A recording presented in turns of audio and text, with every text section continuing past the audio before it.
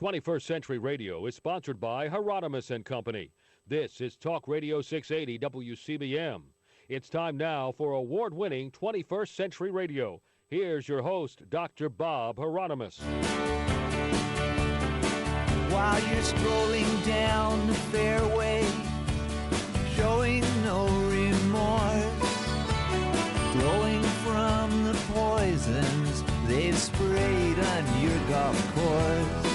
While you're busy sinking birdies and keeping your scorecard, the devil's been busy in your backyard.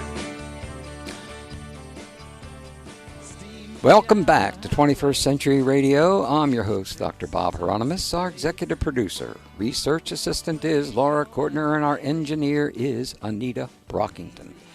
We are talking UFOs tonight with the executive director of the venerable Mutual UFO Network, more commonly known as MUFON, Janseed Harzan, will tell us about the developments since the U.S. Navy stunned the world by disclosing they are tracking unidentified flying objects. We will also preview the upcoming MUFON Symposium scheduled for September in Las Vegas, where you can meet and learn from the leading thinkers and witnesses in the study of UFOs today. Jan Harzan was named Executive Director of MUFON in 2013 after helping to found and then lead the MUFON Orange County, California State Section since 1995. He has also served as a member of the MUFON Business Board and was instrumental in leading MUFON strategic planning and creating the case management system used for UFO reporting, tracking, and investigative follow-up. Jan's interest in UFOs began at an early age when he remembers building a flying saucer with his brother, and while doing so, they were visited by a real UFO, which they observed up close. Ever since then, Jan has pursued finding the answer to the technology these craft display. He attended UCLA School of Engineering and received a BS in nuclear engineering and spent 37 years with IBM. He lives in California with his wife and 2 children and a dog. What's your dog's name? Indiana. Indiana. Indiana dog. Okay. Hey, we're not from Indiana. Is he from Indiana? No. Or are you from Indiana? Indiana Jones. Oh, I got you. Yeah. Yeah, I think I saw that movie. Well, welcome back to 21st Century Radio, Jan. Thank you, Dr. Bob. Great to be here. Briefly review for our new listeners. What first got you interested in the UFO subject? Well, being an old guy and having grown up back in the 50s and 60s, I mean, when you opened up a newspaper or a magazine, almost every headline was about flying saucers. Yeah. They were being seen all over the place and getting quite a bit of news. And my brother, who is an inventor, and I felt that these things were probably using some kind of electromagnetic energy to work. So we didn't actually build one. What we did was we designed one, which is a 30-foot craft with 3 pulsed electromagnetic engines, and we were going to build this thing. And that's when we were actually visited by a craft. So what got me first interested in it was the newsprint and magazine articles and everything seen on television about the subject. But what got me really interested in it was when I actually had a close encounter of my own with my brother. Mm-hmm. Well, we talked with you before about this big word, disclosure. This debate has raged, it seems, 150,000 years. No, actually, has raged in UFO circles for decades. When will disclosure happen, and when will the government tell us what it knows? Well, you know, from my perspective, disclosure happened on December 16th, 2017, when the New York Times broke the story that the Pentagon had its own secret UFO program. I mean, if they weren't real, why would the Pentagon be studying them? That's the first thing. And then on top of that, the man who ran the program, called Advanced Aerospace Threat Identification Program, ATIP, Lou Elizondo, resigned because he couldn't get anyone upstairs in the chain of command to take any interest in what he was seeing and what information they were collecting as part of this program. Whoa. So he went out and decided to share with the world what he knew. much to, I'm sure, the dismay of the Pentagon and others. But I think disclosure has happened. In fact, I think what many people are waiting for now is confirmation. Good idea. Now let's get right to the exciting developments for people like me who have been following UFO research for over 50 years. First, describe for us briefly about the Tic-Tac events of 2004 and 2015, and then about the Pentagon's flip-flopping in their responses since these were made public in the New York Times. Certainly. Well, when Lou stepped out, one of the things he did was he took 3 movies or videos with him of gun camera video footage of these craft being chased by our F-18 U.S. Navy fighter pilots. What we know about these discs, these craft, is that they are very interested in our military, in nuclear weaponry, and in nuclear power plants. So something to do with the nuclear thing. And off the coast of Southern California, actually was more off the coast of almost Baja, California, the USS Nimitz and the fleet that follows it were doing maneuvers. The USS Nimitz is a nuclear aircraft carrier, and the jets were picking up on their brand new radar systems that they had, which went into the infrared frequencies, these craft flying around in the skies, and they started chasing them, and they were able to capture it on video. A similar thing happened much later in 2015 down off the East Coast of the video footage. Now, when the 3 movies were released, there was not a whole lot of background given to them, and many people thought they were just faked videos, but in fact they were real videos. And what the confusion was that the Pentagon did not basically confirm that Lou, A, ran this program, and B, that these videos were real. The reason for that was that the videos were not actually, the movie film was not actually classified. And I think that was confusing within the Pentagon because... Yeah, I guess so. Yeah, the film was actually highly sensitive, which is a different classification. It's not it's below classified rather. And so because of that, Lou was able to take it through a different process to get it released. So there was some confusion. The Pentagon actually came out and said, oh, we have no record of anybody named Lou Elizondo working for us. There was an article in the Popular Mechanics, which came out, probably about 6 months ago or less, which basically clarified and showed some documents that proved that Lou, in fact, was who he was and he did work in the program. So now the Pentagon had egg on his face, and they had to go back and relook at this. So they got the Air Force Office of Special Investigation to investigate this, determine whether these were real and how Lou got access to them. They basically found that, in fact, they were never classified. They took the videos, they did classify them, and then they took them through the declassification process and declassified them. Now, why they did that, I have no idea. I guess about a month ago, they came out and said, yes, these videos are real. They've now been declassified, and they do, in fact, show craft, which are not ours, flying around our skies. So I guess the good news is, through all of that process, we've been told that there is advanced technology flying in our skies under control of somebody else besides someone here on this planet. And I think that's the important point. It sure is. And that was just last month?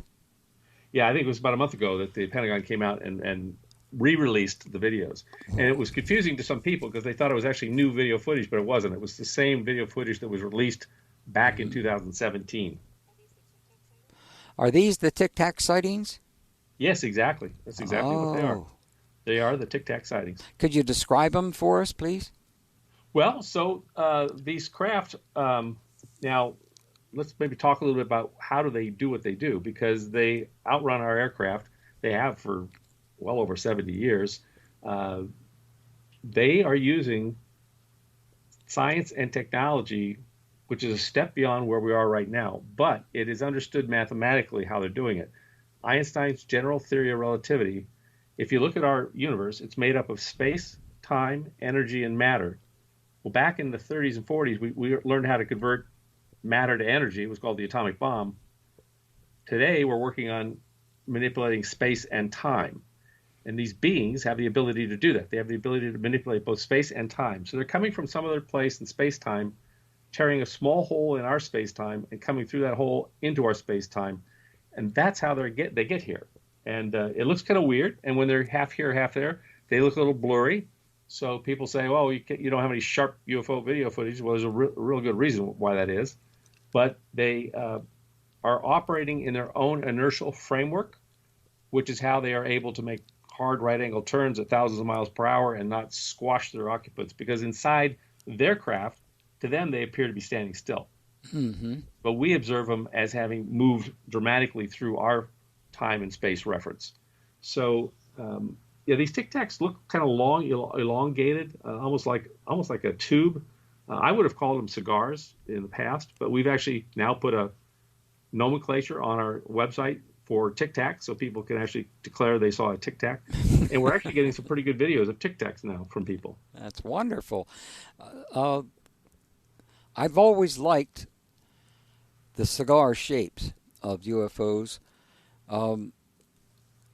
As a matter of fact, the murals that I've done at Johns Hopkins University and other universities and other places, I always put a UFO in it, and it's always a cigar-shaped craft. I especially liked the different reports on them back there in the 60s and 70s, in which, hey, I shouldn't get into this right now, but anyway. No, that's fine. That's good. Well, this is the kind of stuff that I really am fascinated by. The flip-flopping, especially, I still feel at times that they may back out again. Yeah. I don't think the Pentagon's bought into this whole thing. I think that's do the answer. you think they just don't want it? I mean, they don't like it, or? Well, their job is to protect you and I, and they've got craft flying around them that outmaneuver them 9 ways to Sunday. Mm-hmm. And so if it were ever to be known that this was happening, which it is now known, I'm surprised the public isn't more demanding of answers to this. Sure, that's right. But we're trying to be for sure, certain, and I know others are trying to be. As a military person, you'd have to say, what are you doing to protect us? Like, what happens if these people become, violent or hostile? Mm-hmm. Well, we know they're not, but you can't say that you have a plan in place on how to stop these things, because they're moving at hypersonic speeds. They're making hard right-angle turns. They could disappear and reappear. They can travel through air, water, land. I mean, it's like it doesn't exist. It's just it's mind-boggling to us, but it's because they can manipulate space and time. Stunned, doesn't it? Speechless. Did the Pentagon ever say that they were from off this planet? What they've said is they're not from this. That they're not from any country here on Earth. That's what they've said. Yeah, good. Well, I'm glad we got that. Now, I think that's a big step forward. It is. I mean, I never thought it was going to take so long, but at the same time, now that it's happened, this is so thrilling, because I have, just like you, doing shows on UFOs back there 30, 40 years ago was not the thing to do, Jack. No. I mean, we had... You're a hero. So many... There was such skepticism that... and then you had... what was that group that used to always... Skeptical Inquirer. Remember those guys? They're still around. They're still around. They're still around? Still around, yeah. I wonder what they think about UFOs now. I hope they changed their mind. No, they never will. So here's what I found, Dr. Bob, as I speak to groups. I ask them the question at the beginning of my talk: how many people here believe that there is intelligent life somewhere far, far away out in our universe, at least as intelligent as we are? Let's hope there's someone more intelligent than us. And 100% of the hands will go up. Even in scientific groups, 100% of the hands go up. Maybe 1 or 2 won't, but 100% of the hands go up. And then I ask the question: how many of you here believe that at some time in the distant past, or even today, that life might have come here? And only 50% of the hands go up. So that's why I say disclosure happened. I mean, you could point people to the data that shows and the Pentagon's word saying, yeah, this is real. But what the other half are looking for is confirmation. They want the president to step to the podium and make a big announcement, or they want NASA to say we've landed on this planet and we found. They want for whatever reason, they need someone to tell them it's real. I don't need anyone to tell me it's real. I've seen it 30 feet from my face. So. And at a very young age, at the same time you were working on them. Don't you think you're working on that UFO might have attracted these beings to you? Absolutely. Oh. Absolutely. Oh, okay. I thought you were Absolutely. going. I don't Yeah, think there's any coincidences, I agree with you. it was my brother who actually woke up and heard some commotion in the backyard, he got me up to go back with him and look. And actually, originally we didn't see anything, which is interesting because we had to walk out the back door of the garage there and into the other end of the house. But when we turned around to go back in, boom, right in front of our face was this craft hovering 10 feet off the ground in the sky. And it wasn't there when we walked out, but it like turned itself on so we could see it. Mm-hmm. Um, So it so wanted you to know I that it was there. Yeah. How did I know it was there? No, I meant that they wanted you to know that they were there. That you. I think that's exactly. I Yeah. think my purpose in being there was for them to show me that they're real. Yep. And for me to have that knowing, because if you're not strong in this field and you've been doing it for 30 plus years or more, Well, you have the naysayers who will try to tell you, "Oh, you're crazy," or "This is that," or "That is this," and or worse than that, they'll take. oh yeah. Yeah, I know. Yeah. Oh, it's break time here on 21st Century Radio with our guest, Jan C. Harzan, Executive Director of the Mutual UFO Network, MUFON, the Pentagon's response to the Navy pilots tracking UFOs that we've talked about, and we got a lot more to say. We'll be right back.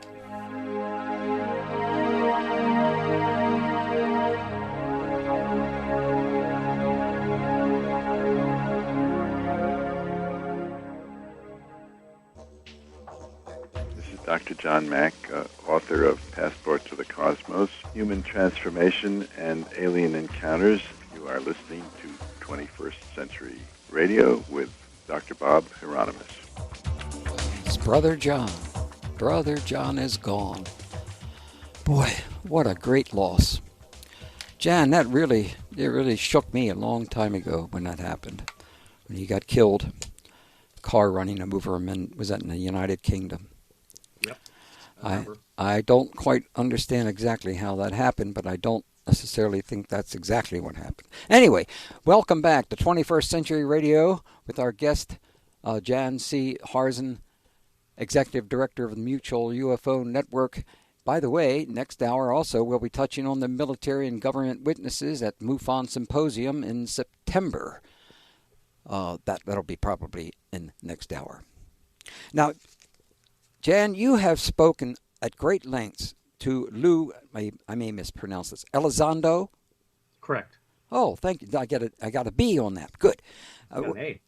Hey, and what about Christopher Mellon and Hal Puthoff? First, Absolutely. Yeah, tell us who these gentlemen are in terms of this disclosure story, and what are you learning about what's going on behind the scenes? We won't tell anybody else. This should be public knowledge, honestly, because I think they would like it to be public knowledge too. All right, okay. Let's start with Hal Puthoff. Hal has been a 25 or 30 year member of MUFON. He was the only physicist to reach out to me in 2010 when we wrote an article in the MUFON Journal about a conversation that I had with Ben Rich about these craft. In other words, Ben had spoken at the UCLA School of Engineering on his 40 years at the Skunk Works, and as part of that, he revealed that we had the technology to take ET home. And the group broke out laughing. It was a small group, about 200 engineers or so, 150, 200.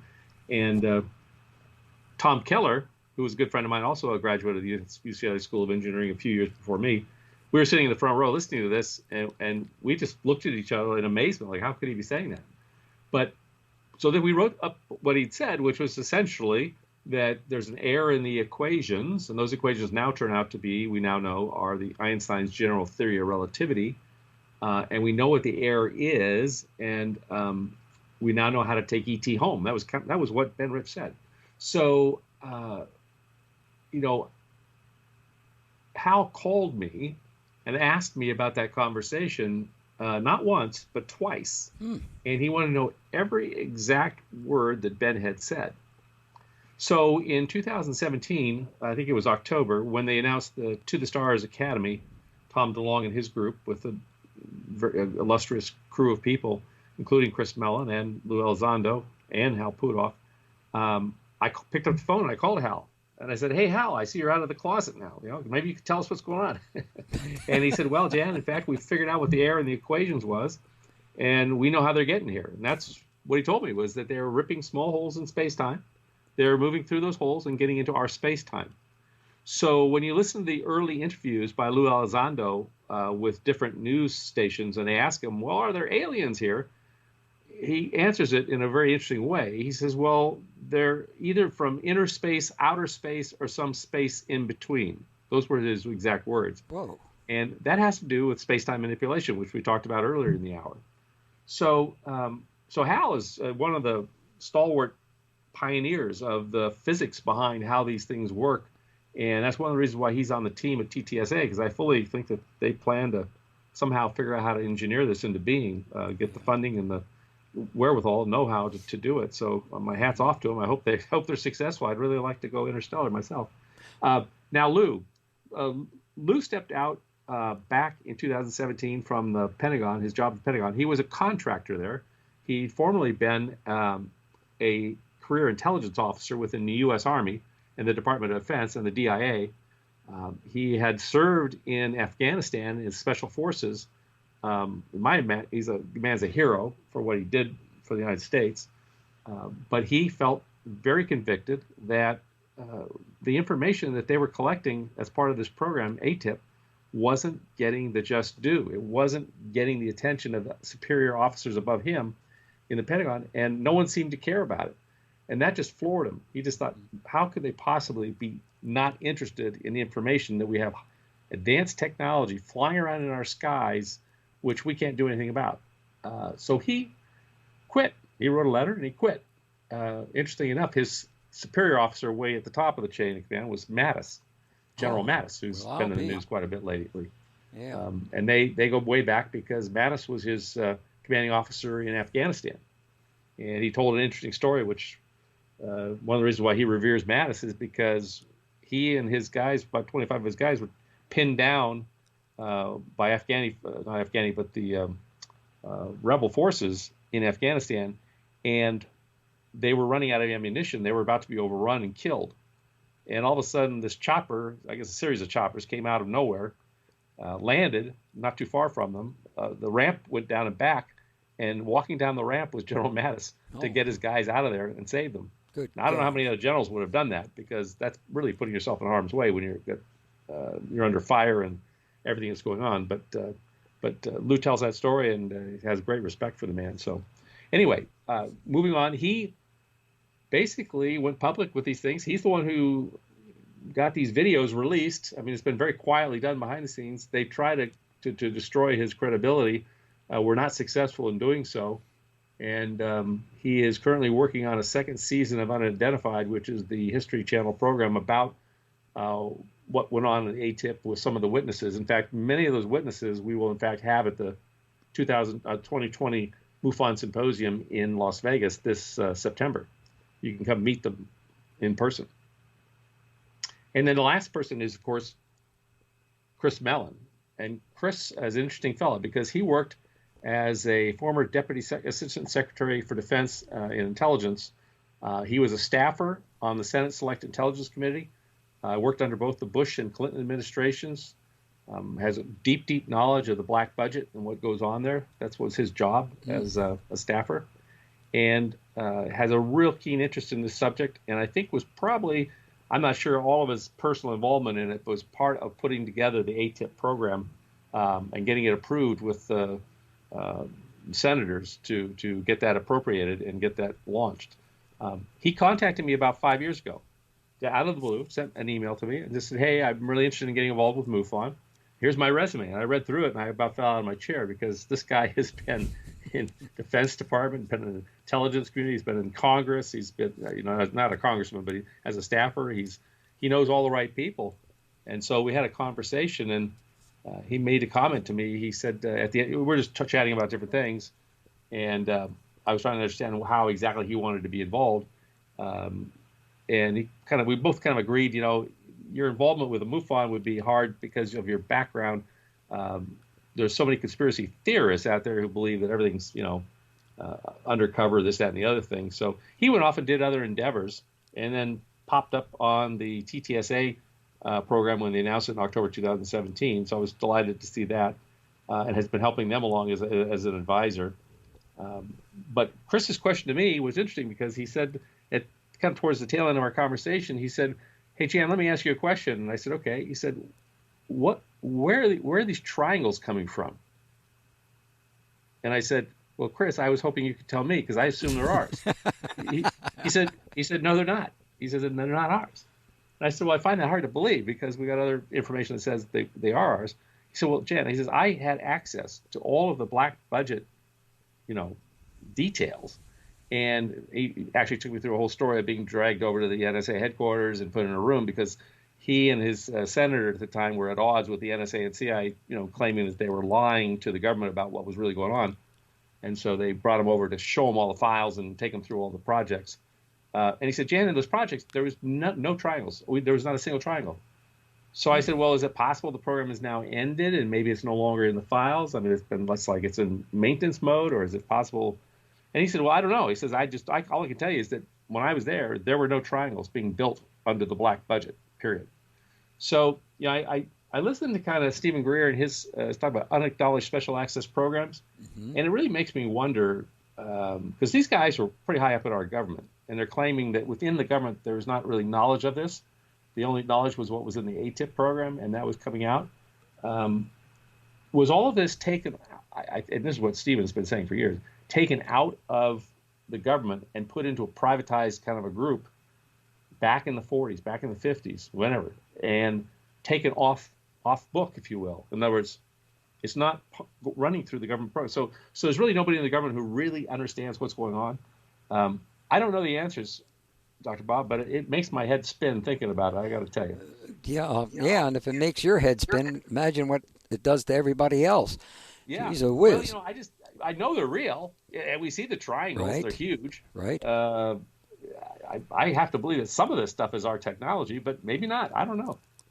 It's hard. Every time I think of triangles of that craft, oh gosh, I'm thinking of Lord, what was it?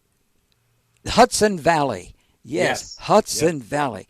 Absolutely. Boy, that was thrilling stuff, wasn't it? Craft going 2-3 miles an hour. Huge things that were being seen by so many people. I thought for sure things were going to break wide open around that, but it didn't. Yeah, it makes you wonder, how can they keep this so quiet? I mean, because that was huge. I mean, thousands and thousands and thousands of people saw these craft going up and down the Hudson Valley. Yeah. Kind of like the Phoenix Lights, even, if you will. I mean, yeah. How many thousands of people saw that, including the governor? And that still never really made a big dent. Well, I think, what we're fighting against, Dr. Bob, I think we're fighting against people's ability to deny something in front of their face. It's called the Kubler-Ross grieving curve. And I haven't heard Kubler-Ross in a long time. Did you know her? Yeah, well, it's the 5 steps, right? Which, if I can remember all, but the first one's denial. Whenever Correct. you are confronted with something that doesn't map against your paradigm, your belief system, your reality, you deny it exists. Of course. And there's a huge wall there. And I shared earlier, the 50% of the population now doesn't think other life has ever been to the Earth. Well, I hate to tell them, but our files are full of other life. That's for sure. Yeah, That's and for then sure. the second one is anger. You get mad about it, when you start to realize it's real. And basically you go to bargaining and depression, bargaining, then depression, and eventually to acceptance. And I think the UFO community is all down at the far right end. They're accepting. Many of these people have seen these things themselves and or experienced it themselves, so they don't need someone telling them that it's real or not real because they know. But we still have a huge part of our population on this planet who have not had an experience of their own and don't know that it's real, and they're believing the 70 years of BS that's been fed into the public about this being nothing but a bunch of kooks out there. So, wow, boy, yeah. One of these days we're going to get away from that. But I think so. I think we're making headway. I really think we're well, making we headway. are. We are. And if it weren't for MUFON, I don't know how much headway we'd make. That's why your organization is so friggin' important. If you don't, I shouldn't have put it that way, but it is. Well, thank you. I appreciate it. I think we are too. I think it's important, but I think everybody's important. I really appreciate what Lou has done by stepping out, because he didn't have to step out of government and jeopardize his own livelihood and life, for that matter, to do what he did. And Chris Mellon, and Tom DeLonge and Steve Justice and Hal Puthoff. Now they have other motives because I think they want to figure out how to make this stuff work, and if they do, it's going to be make them very wealthy people. But they're offering it to the world too. They're offering it shares in the corporation if you want to join it. Well, it's a high risk speculative adventure, but I'll tell you, if it ever goes, it's going to be a big one. Right, and they deserve it. They deserve it to be a big one. Yeah, because people have sacrificed so much to get through this process. Well, absolutely, people have died. Yeah, yes. To get this information out. So. You're not supposed to say that, though. Well, no. That's against rules and regulations 506 of the Penal Code. You can't say that. But we got to take another break here. Is that correct, Dr. Kortner? She's right, and I got to do it. We're taking a break here with Jan C. Harzan. And by the way, next hour we're going to be talking about the MUFONsymposium.com. So you certainly want to hang on that one. Did I get that almost correct? Yes, thank you. All right, UFO. Excuse me, MUFONsymposium.com. My boss has just corrected me for the 15th time.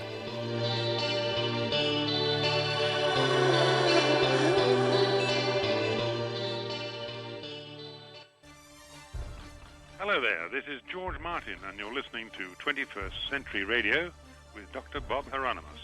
And I'm quite certain that there are many other places in the universe with greater intelligence than us. And, of course, they may be completely different life forms. I think it would be arrogance to think we're the only people that God created.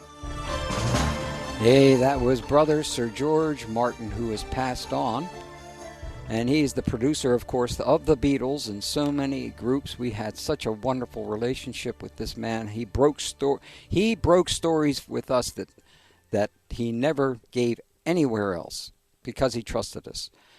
And it shocked a lot of people. He talked about ghosts, he talked about UFOs, and, of course, other higher beings. So, goodbye, George. But let me tell you, George, our second book on the Yellow Submarine that we've worked on for the past 7.5 years is almost done. And, boy, we'll be so glad for everyone else to find out what our relationship was with Uncle George. Okay. Our guest, of course, is Jan C. Harzan, and we're going to focus on, right now, what is called the so-called threat card that some are concerned is being played. So you want me to launch into that? Yeah, would you please? Yeah. Well, that's fine. I mean, this came up actually last year at the last episode of Unidentified, which you can watch, I think, on the History's website. Or if you have cable, you can watch it. Because they ended the season, I think it was the 6th show, the last show of the season, with the fact that these things may be a threat. And a few people in the UFO community got concerned about that. Like, oh, are they trying to position this? Here's the guys over at TTSA trying to make this a threat.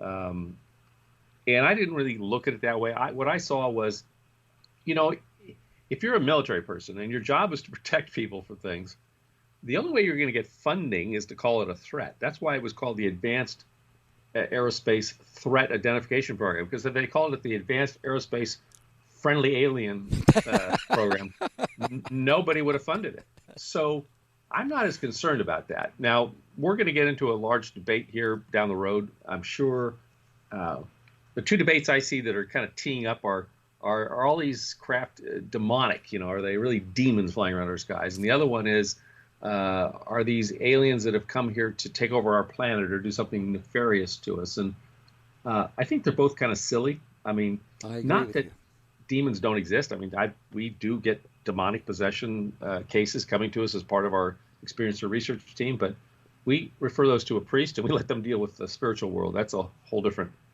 ball of wax. And not that a civilization out there could not be malevolent, but I have to believe what Michio Kaku writes in his book, Hyperspace, the 10-Dimensional Universe, where he says there's 3 types of civilizations, Type 1, Type 2, and Type 3. Well, where do we fall? Well, we're Type 0. Type 0 is from caveman to nuclear age. And then if you don't end up destroying your civilization, which seems to happen more than not probably, you get to graduate into a Type 1 civilization, which is an interstellar. You have the ability to control your weather, things around you, You're interstellar. You're out there amongst the stars, and we are right at that cusp now as a civilization, ready to take the next step. But we're still too, I think, I hate to use the word barbaric, but I think we're still a little bit too Barbaric. Well, we still are at risk of destroying our civilization, and that's a big issue. So before we can graduate, I think we have to show that we aren't going to destroy our planet and destroy the people around us by doing this. But I think that if you are able to step into that Type 1 civilization, you probably have learned how to tame your violence and your violent nature, your negative nature, right? Desire to kill people. Stanton Friedman's favorite saying used to be that our favorite pastime here on Earth is, killing each other, tribalism. Yeah. And he's quite right. I mean, that's kind of, I'm sure if I was an alien circling above this planet, I wouldn't want to come down and introduce myself to the people here. Yeah, and they can tell that anyway. Yeah, exactly. They can read us. All they do is they look at us, and they know by our aura, by our energy field, etc. I'm sorry, I get carried away with this because no, absolutely, or vibration, absolutely. So it's not a big secret from that standpoint. And a lot of people think they can, well, okay, I'll trick these guys. Yeah, I got to trick them. Yeah. Well, exactly. But the long story short, I fully expect our military to come out and call this a threat. But it's no different than calling the Chinese a threat, or calling the Russians a threat, or calling the Iranians a threat. I mean, their job is to look at everything as a threat. That's what they're paid to do. That's correct. If they weren't doing that, they wouldn't be doing their job. So that really doesn't get me all worked up, honestly. Look, my neighborhood's being bought up by all the Chinese people. If it was really a threat, do you think they would be letting them buy all the real estate in California? I don't think so. So I'm just not concerned about it. I mean, there are people out there very worked up about it, but I am not as concerned. Well, I agree with you. One of these days, we're going to find something I don't agree with you on. Okay, let's look for that. but I mean, we're growing up a little bit too slow, is all I can say. Now, why is the Navy reporting these UFO sightings and no other military branches? How come they get it all? Well, I think the main thing is because these craft are following our nuclear fleets and trying to understand what they're doing. So the Navy's seeing them, but they're not the only ones seeing them. I have to believe our Air Force is seeing them. I know for a fact our Army is. I had lunch just this past week with two former Army infantry gentlemen who worked in artillery. One of them worked on was in a place where they actually had nuclear shells, and he reported that these craft were seen around his depot where the nukes were being kept.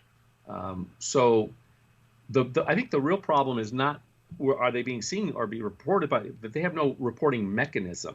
Now, the Navy did come out and say, we're going to set up a special way for our pilots and our naval people to report anything they see. But it's going to be classified. Well, how does that help anyone? Well, yeah. So they're going to let them report it, but then you and I we're not going to know about it. So. I'm sorry, but this sounds like a bad joke, Yeah, absolutely. But I can also understand. I mean, if it was made public, then people would want to know what's the Navy doing about it and why aren't they, taking action on it. And you get badgered. Unfortunately, in our current world, with social media being what it is, you get beat up pretty at hyperspeed by the world if you say the wrong thing or do the wrong thing. But that said, I mean, this is important stuff. My gosh, we're interacting with advanced beings from someplace, and they have superior technology, some of which, most of which, if we could put to work, would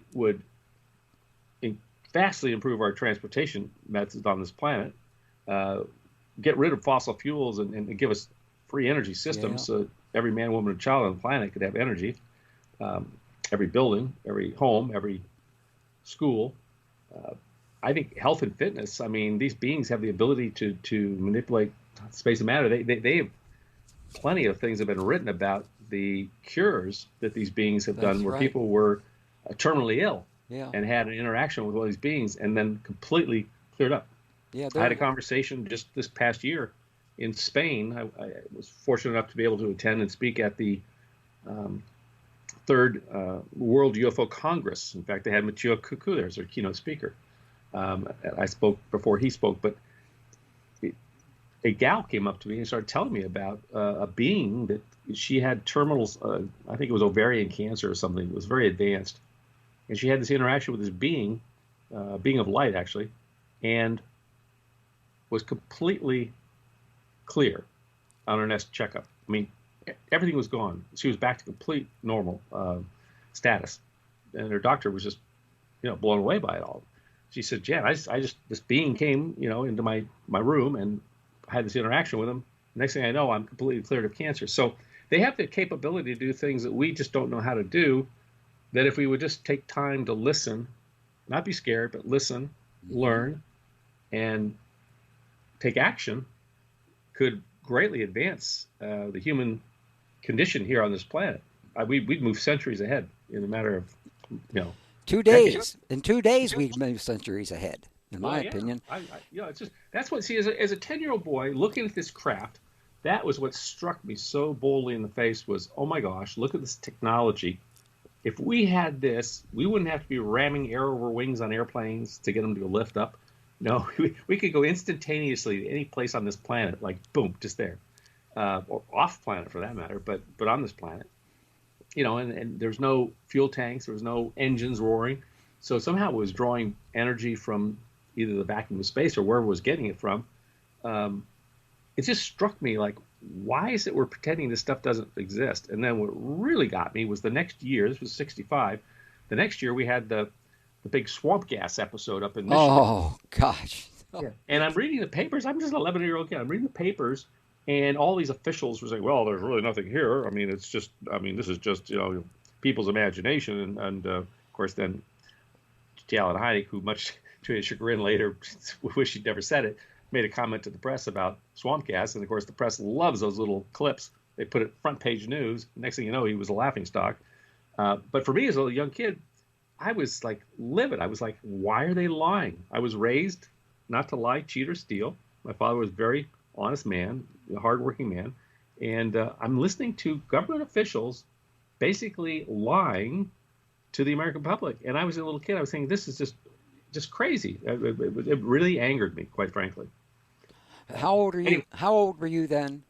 I was 11 at that time. Because that's a hell of a discovery to make.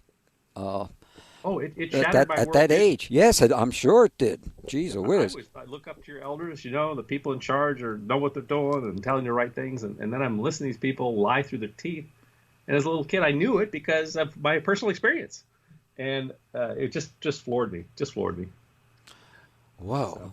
Well, let's see, where am I now? I'm in another world here. I'm in another dimension here, and we've got about.